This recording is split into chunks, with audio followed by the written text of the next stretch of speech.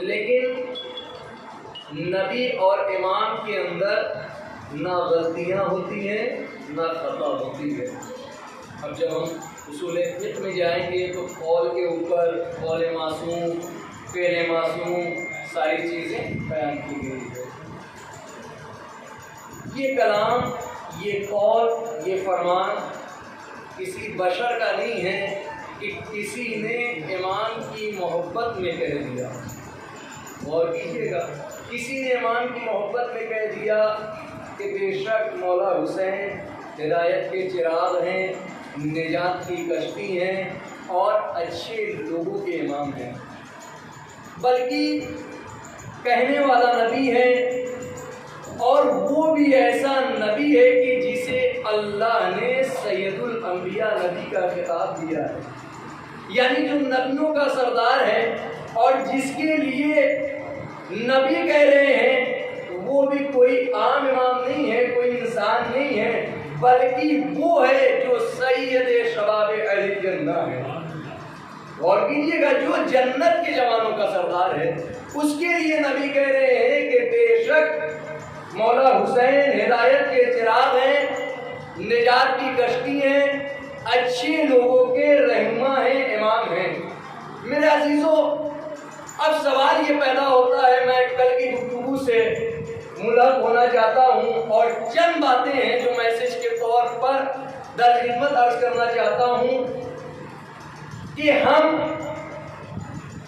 مسلسل ایام عزا میں، اور اگر ایام عزا نہ بھی ہو تو ہم مجلس کرتے رہتے ہیں، چاہے وہ مجلس ایصال ثواب کے عنوان سے ہو یا ایام عزا میں امام حسین علیہ السلام سے منسوب ہو، ہم مجلسیں کرتے رہتے ہیں۔ دیکھیے، انسان کے اندر، یہ لفظ ذہن میں رکھیے گا کہ ہم مجلسیں کرتے رہتے ہیں، انسان کے وجود کے اندر بہت ساری ایسی صفات ہے جو پائی جاتی ہیں۔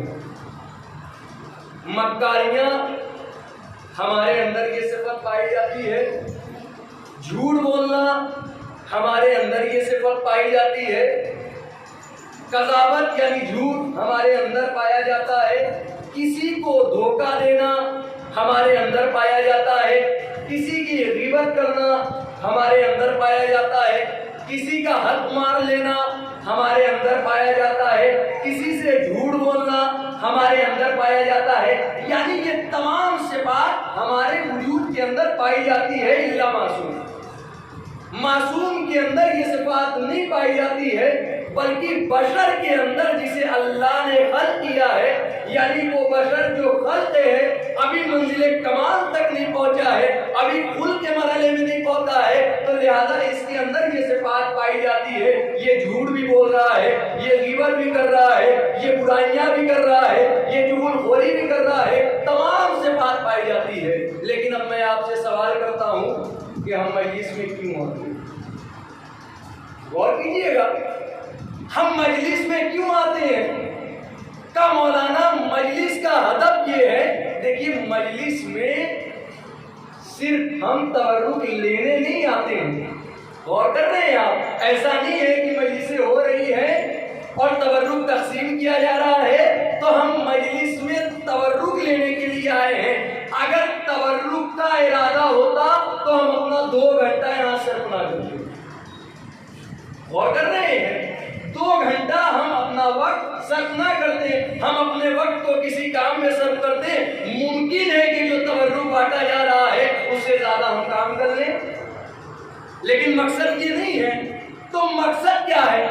مقصد یہ ہے کہ ذکر حسین سے ہمارے اندر تبدیلیاں پائی جائیں، ذکر حسین سے ہمارے اندر تبدیلیاں پائی جائے۔ اگر ہم جھوٹ بول رہے ہیں، مکاریاں ہمارے اندر پائی جا رہی ہے، اب تک ہم فرش رضا سے دور تھے، ہم مجلس حسین سے دور تھے، ہم ذکر حسین سے دور تھے، تو لہذا ہمارے اندر مکاریاں بھی تھی، ہمارے اندر خود غرضی بھی تھی، ہمارے اندر صفت ظلم بھی پایا جا رہا تھا، ہم لوگوں کے حقوق بھی چھین رہے تھے، لوگوں کے اوپر ظلم بھی کر رہے تھے، یعنی یہ تمام صفات پائی جا رہی تھی۔ اب ہم مجلس حسین میں آ رہے ہیں لیکن پھر بھی ہمارے اندر یہ صفات پائی جا رہی ہے، ہم غیبت بھی کر رہے ہیں، ہم جھوٹ بھی بول رہے ہیں، ہم لوگوں کے حقوق کو بھی چھین رہے ہیں۔ تو میرے عزیزو، ایسی مجلس سے کوئی فائدہ نہیں ہوتا ہے، بلکہ مجلس کا فائدہ وہ ہے کہ ہم مجلس حسین میں آئے تو ہمارے اندر انقلاب پیدا ہو. جب ہمارے اندر انقلاب پیدا ہو جائے گا تو ہمارا مقصد بھی پورا ہو جائے گا, ہمارے آنے کا ہدف بھی پورا ہو جائے گا. ایک درود پڑھیں.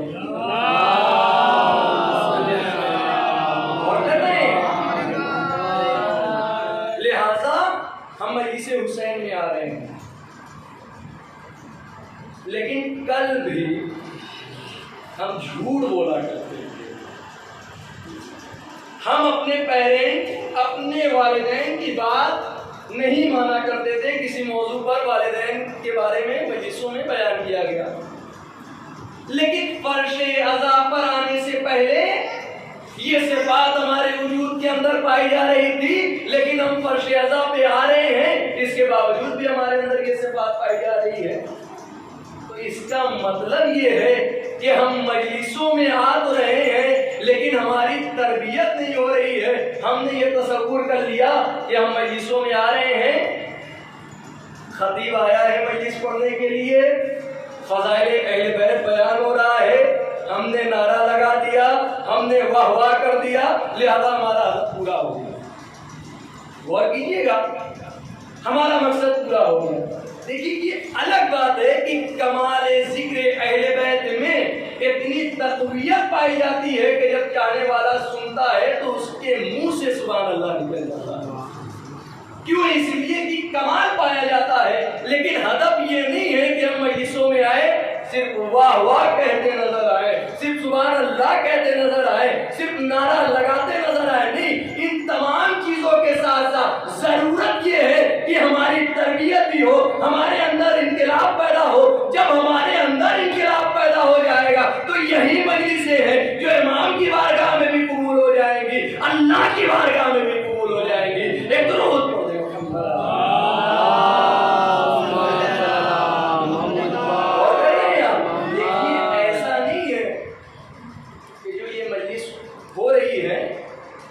بچے بیٹھے ہوئے ہیں, جوان بیٹھے ہوئے ہیں, افراد بیٹھے ہوئے ہیں, ایسا نہیں ہے. بلکہ مجلسوں کے درمیان کتنے فرشتے ہیں جو ذکر حسین سن رہے ہیں.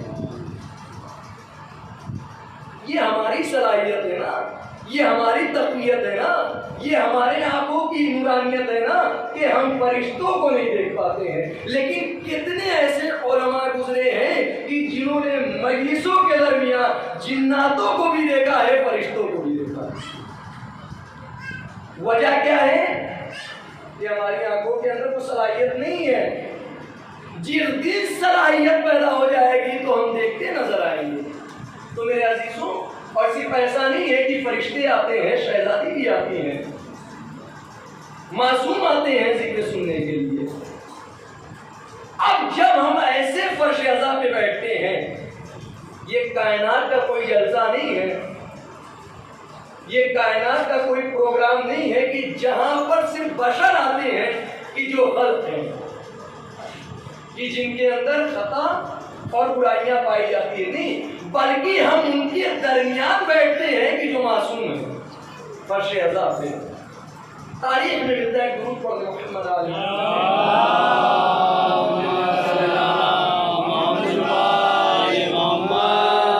نعیم الابرار, کئی جلدوں میں کتاب ہے, روایت نقل ہے کہ آسمان سے کچھ فرشتے ہیں جو پرواز کر رہے تھے, پرواز کر رہے تھے. اچانک سے ان کی نگاہ زمین پر پڑی. اب جیسے ہی زمین پر پڑی تو کیا دیکھا کہ ذکر حسین ہو رہا ہے, ذکر علی ہو رہا ہے. اب جیسے ہی دیکھا فرشتے آسمان سے زمین پر آتے ہیں, آنے کے بعد زمین پر بیٹھ گئے, مجلسیں ہو رہی ہے, ذکر بیان ہو رہا ہے. محسوس کیجئے گا جملہ کہ ہم کہاں پر بیٹھتے ہیں اور ہماری حیثیت کیا ہوتی ہے, ہمارا معیار کیا ہوتا ہے. فرشتے ہیں, مجلس میں بیٹھ گئے, مجلس ہو رہی ہے, ذکر حسین بیان ہو رہا ہے, فضائل علی بیان ہو رہا ہے. مجلس تمام ہو گئی, تبرک تقسیم ہو رہے ہیں. اب جو بشر ہیں کہ جن کے اندر دیکھنے کی تقویت نہیں پائی جاتی ہے، فرشتوں کو نہیں دیکھا، ممکن ہے کہ ہمارے درمیان کتنے فرشتے بیٹھے ہوئے ہیں اور ذکر حسین سن رہے ہیں۔ اب جیسے ہی مجلس ختم ہو گئی، لوگوں نے تبرک لیا، اپنے اپنے گھر چلے گئے۔ اب وہ فرشتے ہیں پھر سے آسمان پر پرواز کرے، آسمان پر اڑنے لگے۔ اب کچھ فرشتوں کا گزر ہوا، کیا دیکھا کہ ان کے جسموں سے کچھ خوشبو آ رہی ہے۔ اچھا، جو فرشتے ہیں وہ بھی اہل جنت ہیں، جنت والے ہیں فرشتے، اور جنت کی خوشبو سے واقف ہیں۔ جیسا کہ آج کے زمانے میں عطر، پرفیوم، بہت سارے ایسے افراد ہیں کہ جو لگاتے ہیں، پرماننٹ مستقل لگاتے ہیں، تو وہ خوشبو سے واقف ہوتے ہیں۔ وہ عطر لینے کے لیے جاتے ہیں تو وہ سب سے پہلے کیا کرتے ہیں؟ چیک کرتے ہیں کہ آیا وہی ہے کہ نہیں۔ اچھا، وہی برانڈ بھی مل جائے تو ایک مرتبہ وہ لگا کے دیکھتے ہیں کہ وہی ہے کہ نہیں۔ اگر وہی ہوگی خوشبو تو کہیں گے ہاں وہی برانڈ ہے، لے کر چلے جائیں۔ کیوں؟ اس لیے کہ وہ لگاتے ہیں اور جانتے ہیں کہ اس کی خوشبو ہے کیا۔ اب فرشتے ہیں، جنت میں رہنے والے ہیں، وہ جنت کی خوشبو سے واقف ہیں۔ اب فرشتوں نے خوشبو محسوس کر لیا کہ یہ دنیا کی خوشبو نہیں ہے، یہ کسی عطر کی خوشبو نہیں ہے، کسی پرفیوم کی خوشبو نہیں ہے، بلکہ جنت کی خوشبو ہے۔ اب فرشتوں نے سوال کیا کہ آخر کہاں سے آ رہے ہو؟ تو آنے والے فرشتے نے کہا کہ ہم زمین سے آ رہے ہیں۔ کہا کہ زمین سے کہاں سے؟ کہا کہ زمین سے آ رہے ہیں، ایک مقام پر مجلس ہو رہی تھی۔ فرشتوں نے کہا کس کی مجلس ہو رہی تھی؟ کہا حسین ابن علی کی مجلس ہو رہی تھی، ذکر حسین بیان ہو رہا تھا، ذکر علی بیان ہو رہا تھا، ذکر اہل بیت بیان ہو رہا تھا۔ ہم ان مجلس میں سے ہو کر آئے ہیں، ہم فیضیاب ہو کر آئے ہیں، ہم ذکر سن کر آئے ہیں۔ اب ایک مرتبہ فرشتے کہتے ہیں کہ تمہارے جسموں سے جنت کی خوشبو آ رہی ہے۔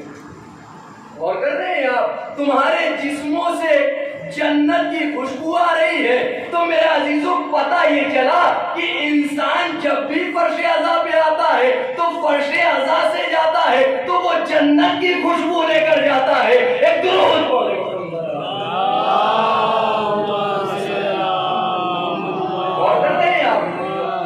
آنے والا چاہے وہ جیسی خوشبو لگا کر آئے، لیکن واقعاً ریئل حسین کی مجلس ہے، اور ہمارا ہدف یہ ہے کہ یہ مجلس حسین ہماری تربیت کا ذریعہ ہے۔ ہمارے اندر ذکر حسین کے ذریعے سے انقلاب پیدا ہوگا، تو لہذا جب بھی ہم فرش اعضا سے جائیں گے تو ہم جنت کی خوشبو لے کر جائیں گے۔ میرے عزیزوں، آج کے زمانے میں ایک معیار بن گیا خطابت کا۔ ایک معیار کیا ہے؟ ایک سسٹم کیا ہے؟ اور صرف ایسا نہیں ہے، بنارس میں نہیں ہے، خیبر خندق پڑھنا میں بھی جانتا ہوں، ایسی بات نہیں ہے، جب دل کرے گا خیبر خندق پڑھوا لیجیے گا، مسئلہ نہیں ہے۔ لیکن ایک معیار بنارس کا بن گیا۔ بنارس کا کیا؟ دنیا کا، انڈیا کا معیار کیا ہے؟ جسے ہم فن خطابت کہتے ہیں، ہم ذاکری کہتے ہیں۔ اچھا، ذاکری انسان کب کر سکتا ہے؟ ذاکری انسان اس وقت کر سکتا ہے کہ جب وہ پبلک کے مزاج سے مجلس پڑھ رہا ہو۔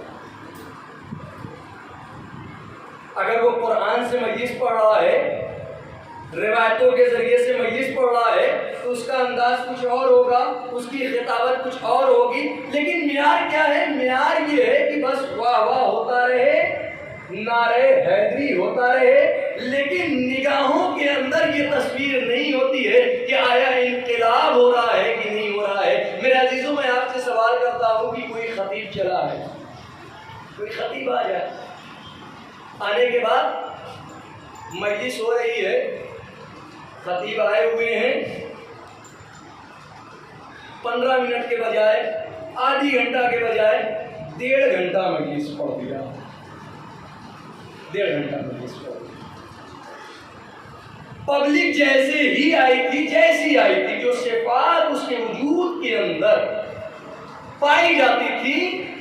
1.5 گھنٹہ مجلس سنا اور مجلس سننے کے بعد پبلک چلی گئی. صفات وہی ہے جو پہلے تھی. اب مجھے انصاف سے بتائیے کہ آنے کا کیا فائدہ ہوگا. میں ایک مثال دے دوں. کسی بھی اسکول میں بہت سارے بچے پڑھتے ہیں نا. آپ کے بچے اسکول کالج یونیورسٹی میں پڑھتے ہیں, لیکن جب بھی بچے گھر آتے ہوں گے یا ٹیوشن پڑھتے ہیں بچے, جب بھی بچے گھر آتے ہیں تو آپ سوال کرتے ہوں گے کہ آج کیا پڑھا. غور کیجیے گا, بچوں سے سوال کرتے ہیں کہ آج کیا پڑھا. یہ آپ کا سوال کرنا یہ دلیل ہوتی ہے کہ آیا بچے نے کچھ سیکھا کہ نہیں سیکھا. کہیں ایسا تو نہیں کہ جیسا پہلے تھا اور ویسا آج بھی ہے. تو میرے عزیزوں, بچہ پڑھتا رہے پورا سال پڑھ لیا. انگلش پڑھ رہا ہے بچہ, انگلش پڑھ رہا ہے, گرامر پڑھ رہا ہے, ادبیات پڑھ رہا ہے. آپ یہ محسوس کر رہے ہیں کہ جو ہمارا بچہ ہے وہ تو انگلش پڑھ رہا ہے اور جب پڑھ کے آئے گا تو وہ یہ کہے گا واٹ از یور نیم. غور کیجیے گا, وہ انگلش میں سوال کرے گا, لیکن سال بھر گزر گیا, آپ نے اس سے کہا واٹ از یور نیم تو وہ جواب نہ دے سکا. آپ نے اس سے ٹینس کے بارے میں سوال کیا, ورب کے بارے میں سوال کیا, ناؤن کے بارے میں سوال کیا, پریپوزیشن کے بارے میں سوال کیا, کمپلیکس کے بارے میں سوال کیا. یعنی جو بھی گرامر کے اندر چیزیں پائی جاتی ہیں آپ نے سوال کرنا شروع کیا تو پتہ یہ چلا کہ بچہ پورا سال گیا تھا, فیس پورے سال دی گئی ہے, لیکن بچے کو ایک ورب نہیں پتا ہے, ایک ناؤن نہیں پتا ہے, ایک ٹینس نہیں پتا ہے. تو آپ مجھے بتائیے کہ کوئی فائدہ ہوا. آپ کہیں گے مولانا کیا بتائیں, پیسہ بھی گیا, بچہ بھی گیا, وقت بھی چلا گیا. غور کر رہے ہیں, پیسہ بھی گیا, بچہ بھی گیا, ٹائم بھی چلا گیا. تو میرے عزیزو یہی حال ہے آج کے زمانے میں مجلس حسین کا کہ ہم مجلس حسین میں آتے ہیں لیکن ہم کبھی یہ غور نہیں کرتے ہیں کہ آیا کچھ لے رہے ہیں کہ نہیں لے رہے ہیں. لیکن اگر ہم مجلس حسین سے کچھ لے رہے ہیں تو یہ یاد رکھیے گا کہ ہمارا آنا بھی کامیاب ہے, ہمارا بیٹھنا بھی کامیاب ہے, ہمارا سننا بھی کامیاب ہے. ایک درود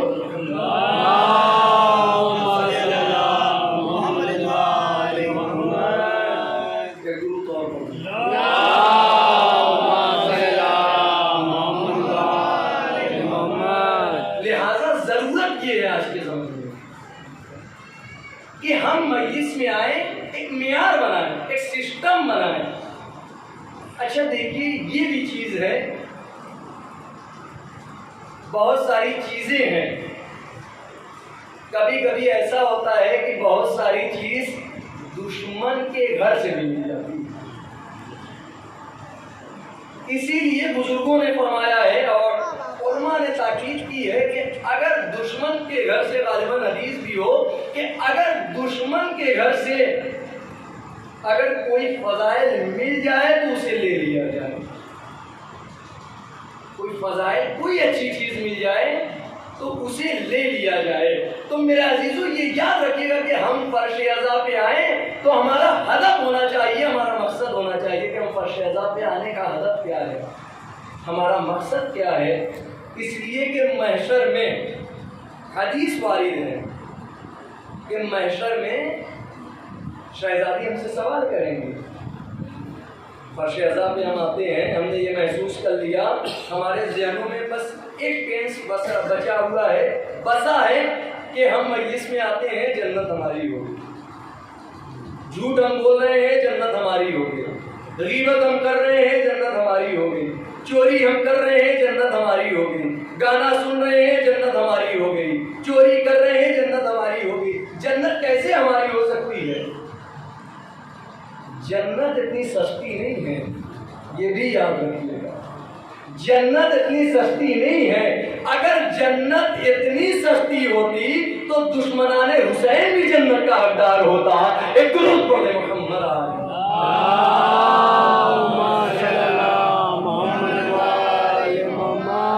لیکن جنت اتنی سستی نہیں ہے, بلکہ بلکہ جنت کو پانے کے لیے کچھ کرنا پڑے گا۔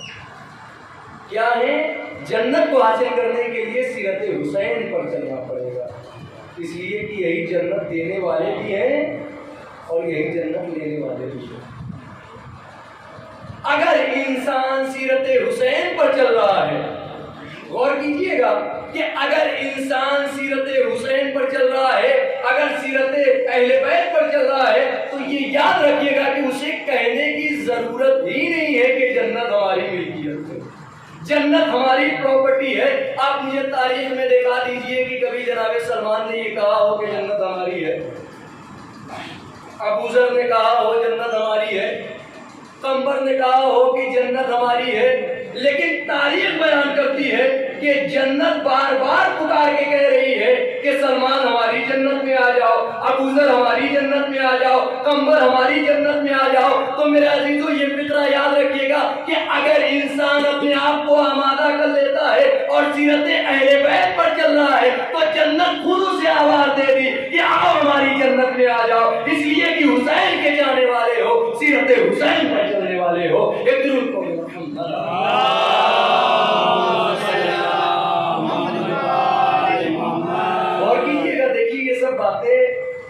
بہت امپورٹنٹ ہے اور خصوصی طور پر اس سے کہا گیا ہے کہ ایام عزا میں بیان کیا جائے ایسی چیزوں کو، تاکہ ہمارا عقیدہ اور محکم ہو جائے کہ ہم عمل کے مرحلے میں بھی کچھ آگے ہوں۔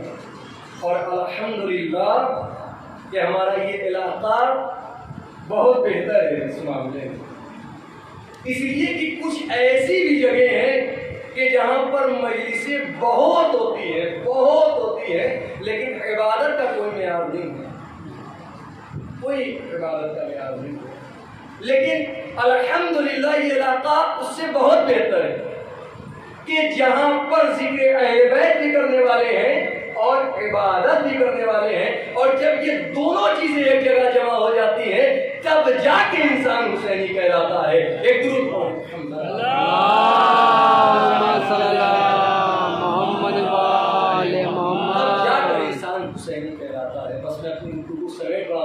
اس لیے کہ وقت بہت زیادہ ہو چکا ہے اور میں بھی 2-3 مجلسیں پڑھ کے آتا ہوں، اس لیے اپنے معیار کے مطابق گنجائش جتنی بھی دامن وقت میں گنجائش ہوتی ہے انشاءاللہ عرض کرتا ہوں۔ لیکن ضرورت یہ ہے کہ ہم مجلس حسین میں آئیں، ہمارے اندر تبدیلیاں انقلاب ہو، اور یہ صرف ایسا نہیں ہے کہ ابن حسن نے کہہ دیا تو صرف عوام کے لیے نہیں، بلکہ یہ میرے لیے بھی قانون ہے کہ ہم بھی ذکر اہل بیت بیان کر رہے ہیں تو ہمارے اندر بھی چینجنگ ہونی چاہیے، تبدیلیاں ہونی چاہیے، اور اگر تبدیلیاں ہو رہی ہیں تو اس کا مطلب یہ ہے کہ ہم مجلس حسین سے مستفید ہو رہے ہیں، ہم مجلس حسین سے فیضیاب ہو رہے ہیں، اور ہم سیرت حسین، ہم مقصد حسین، ہم حسین کے لشکر والوں کے ہیں، اور ہم امام زمانہ کے لیے اپنے آپ کو یہ مجلس حسین ہمیں یہ درس دیتی ہے کہ ہم اپنے آپ کو آمادہ کریں تاکہ ہم امام زمانہ کے لشکر والوں میں شمار ہو جائیں۔ یہ تقویت صلاحیت پیدا کرتی ہے مجلس حسین، اور یہی وہ بارگاہ ہے کہ جہاں سے امام زمانہ کے سپاہی پیدا ہوتے، یہی وہ بارگاہ ہے کہ جو امام کے لشکر والے میں شامل ہوتے ہیں، اور جو اس بارگاہ کو چھوڑ دے گا، یہ یاد رکھیے گا کہ ممکن ہو کہ اس کی کشتی دنیا میں پار ہو جائے لیکن آخرت میں اس کی کشتی ہے، اس لیے کہ یہ سفینہ، یہ گہوارہ، یہ مرکز وہ مرکز ہے کہ جو ہمیں دنیا میں بھی کامیابی دیتا ہے اور آخرت میں بھی کامیابی دیتا ہے۔ اللہ کا یہ وہ گہوارہ ہے، اور یقیناً ہمارے لیے یہ شرف کی بات ہے کہ اللہ نے معصوم میں ایسا برقرار کر دیا کہ جو ہمارے لیے تربیت کا سب سے بہترین ذریعہ ہے کسی کو، جس سے ہماری روح کی بھی تربیت ہوتی ہے اور تمام چیزوں کی تربیت ہوتی ہے۔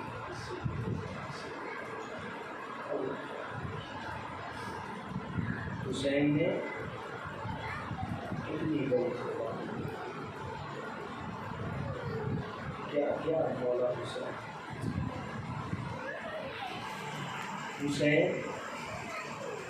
28 رجب کو مولا حسین چلے ہیں قافلے میں، اور اس پر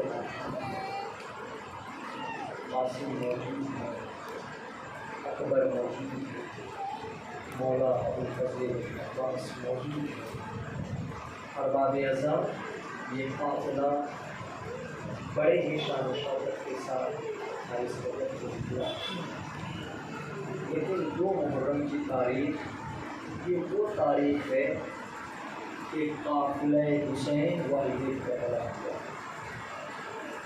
آپ ذرا احساس کریں کہ جب حسین کربلا پہنچے ہیں تو حسین غریب کی کیا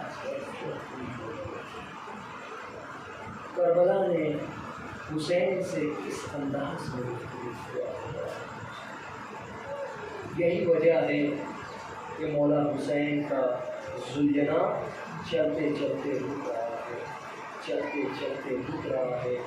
جیسے ہی والد کربلا ہوا ہے حسین کا گھوڑا رک گیا۔ میرے مولا نے یہ سمجھا کہ شاید ممکن ہو کہ میرا گھوڑا سفر کر کے آیا ہے، بھوکا ہے، پیاسا ہے، پیاس کی شدت ہو، بھوک کی شدت ہو، تھکان کی شدت ہو، شاید اس وجہ سے میرا زلجنا آگے نہیں بڑھ رہا ہے۔ لیکن میرے مولا نے بڑی کوشش کی لیکن زلجنا آگے نہ بڑھا۔ اب روایت بتاتی ہے کہ مولا حسین نے کئی مرتبہ زلجنا کو تبدیل کیا لیکن اس کے باوجود بھی زلجنا آگے نہ بڑھا۔ ارباب اعضاء، آپ جانتے ہیں کیوں؟ اس لیے کہ زلجنا سے زمین کربلا خطاب کر رہی ہے، اے حسین کے زلجنا، اے حسین کے گھوڑے آگے نہ بڑھ۔ یہی وہ بارگاہ ہے کہ جہاں پر حسین کو شہید کر دیا جائے گا، جہاں پر عباس کے بازو قلم ہوں گے، جہاں پر علی اکبر کو شہید کر دیا جائے گا، جہاں پر سکینہ کو تماچے ماریں گے، اے حسین کے زلجنا آگے نہ بڑھ۔ ارباب اعضاء، میرے مولا زمین کربلا پر پشتے زلجنا سے زمین کربلا پر آتے ہیں۔ ایک مرتبہ زیر پا ہے زمین کربلا، حسین سے گفتگو کر رہی ہے کربلا، مولا مولا آپ آ گئے، مولا مولا آپ کو شہید کر دیا جائے گا، مولا آپ کو ذبح کر دیا جائے گا، مولا آپ کو گوند خنجر سے مار دیا جائے گا۔ ارباب اعضاء، زمین کربلا خطاب کر رہی ہے لیکن حسین زمین کربلا سے کلام کر رہے ہیں، اے کربلا پریشان نہ ہو، مجھے پتا ہے کہ مجھے اس بارگاہ میں قتل کر دیا جائے گا، میرا خون اس مٹی سے ملک ہو جائے گا۔ ارباب اعضاء، اس کے بعد حسین زمین کربلا پر آتے ہیں۔